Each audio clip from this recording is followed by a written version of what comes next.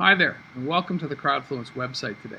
Thanks for taking the time to watch this video, and we hope to give you a little bit of an idea as to what Crowdfluence is all about. Essentially, influencer marketing over the last 5 years has become very, very prominent. If you're a brand wishing to ramp up quickly, often it can be a huge time saver with respect to doing digital marketing the traditional way. Influencers, unlike brands, already have their followings built up, right? Hence the fact that they're actually influencers. Whereas brands, sometimes they have to actually spend a lot of time and energy and resources into building up their followings to equate what a good influencer marketing campaign could theoretically do for them.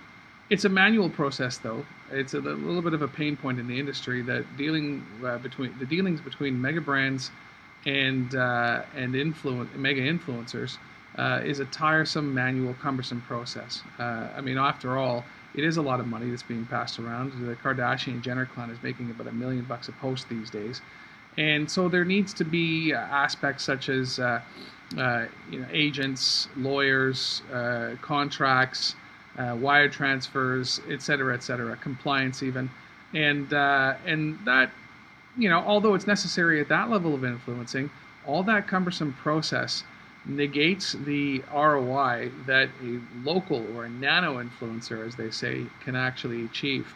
So these nano influencers, micro influencers, what do they look like? They look like community organizers, the queen bee of a particular high school, the college quarterback, let's say. And those types of localized influencers have far more of a reach within their community than that mega influencer ever could. The problem is, of course, is that the radius of these nano influencers is very, very tightly defined. For example, the queen bee of her particular high school only has reach within her high school and not really past the borders of that high school territory, let's say. So what do you do to take advantage of pulling in a bunch of like-minded nano influencers? There's nothing that's on the market today that allows you to do that effectively without the need to actually manually chase them all down like that. And that's the philosophy behind Crowdfluence. We want to make it easy, from a workflow point of view for brands to collect and to empower all these nano influencers, micro influencers, whatever you choose to call them, to aggregate as one force in order to advocate for that brand in question.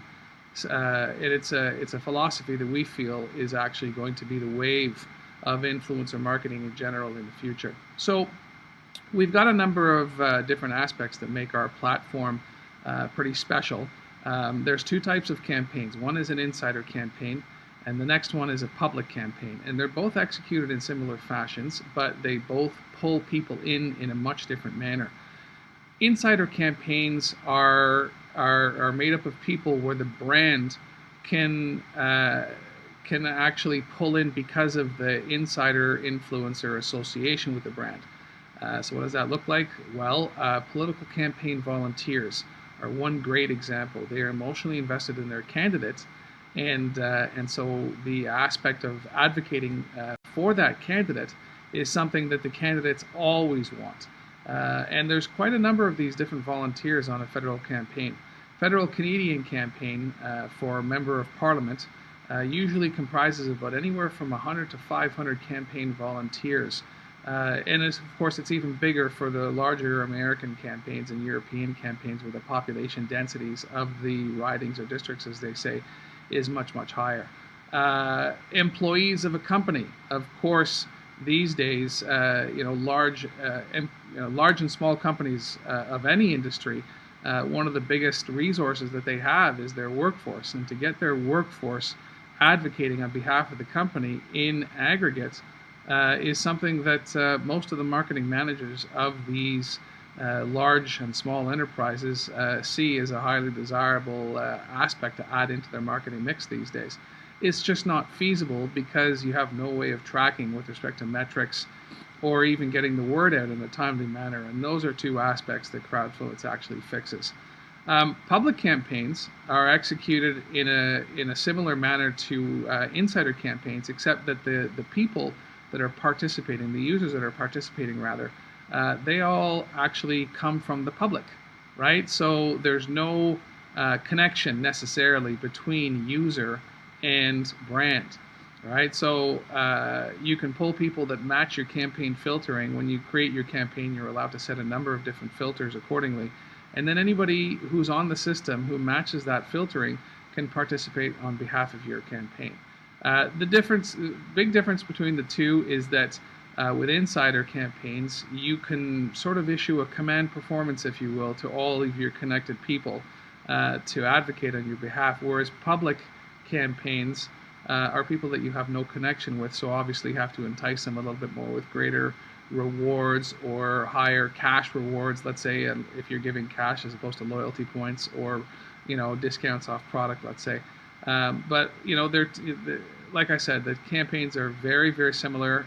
They're just different with respect to the approach of where you're pulling your participants from. Crowdfluence also solves a number of regulatory issues, such as compliance with #AD or #sponsored. We also offer good metrics with respect to tracking engagement, detecting influencer fraud, auto-categorization of interest categories with an artificial intelligence engine to actually do that, as opposed to allowing the influencers to set their own interest categories. And overall, in the aggregate, deliver a much, much higher ROI, a much, much higher reach than you could with a similar mega influencer reaching about the same people. Works in many, many industries. A number of industries come out to the forefront with respect to being optimal for Crowdfluence, such as politics, concerts, festivals, nightclubs, casinos, theme parks, the movie industry, the music industry, retail and e-commerce, and much, much more. If you like, check out our strategy page on this website for individual videos on how Crowdfluence works best for those particular industries. We'll be adding more industries as we go along all the time. So, thanks for stopping by today. Thanks for watching this video. We hope that we've given you enough here to continue your engagement with Crowdfluence. For any further questions, please hit us up on the contact form on the contact page of this website. We'll get back to you as soon as possible.